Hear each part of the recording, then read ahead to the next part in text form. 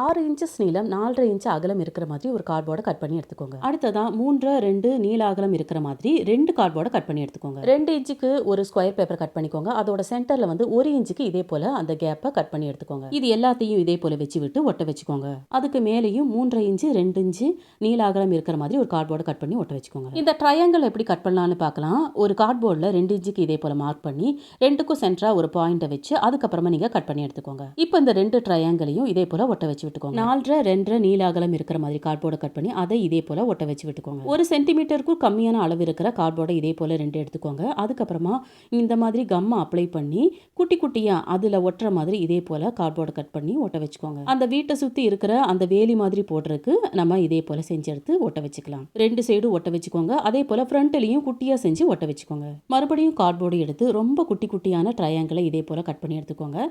அதுக்கப்புறமா கம்மை அப்ளை பண்ணி இதே போல வீட்டுக்கு மேல ஒட்ட வச்சுக்கோங்க. இதே போல இன்னொரு சைடும் ஒட்ட வச்சு எடுத்துக்கோங்க. இப்போ எல்லாத்தையும் ஒட்ட வச்சதுக்கு அப்புறம் பாருங்க எப்படி இருக்குன்னு. இப்போ இது எல்லாத்துக்கும் அழகா ஒவ்வொரு கலர் நம்ம கொடுக்க ஆரம்பிக்கலாம். ஓட்டுக்கு வந்து இந்த கலர் கொடுத்துக்கோங்க. அதுக்கப்புறமா மற்ற பகுதியில் வந்து உங்களுக்கு பிடிச்ச கலர் கொடுத்துக்கோங்க. ரொம்ப குட்டியா இருக்கிற பிளாஸ்டிக் லீஃபோ பிளாஸ்டிக் பூவோ ஏதாவது இருந்துச்சுன்னா அதை வச்சு விட்டுக்கோங்க. அவ்வளோதாங்க, நம்மளுடைய குட்டி வீடு சூப்பரா ரெடி ஆயிடுச்சு.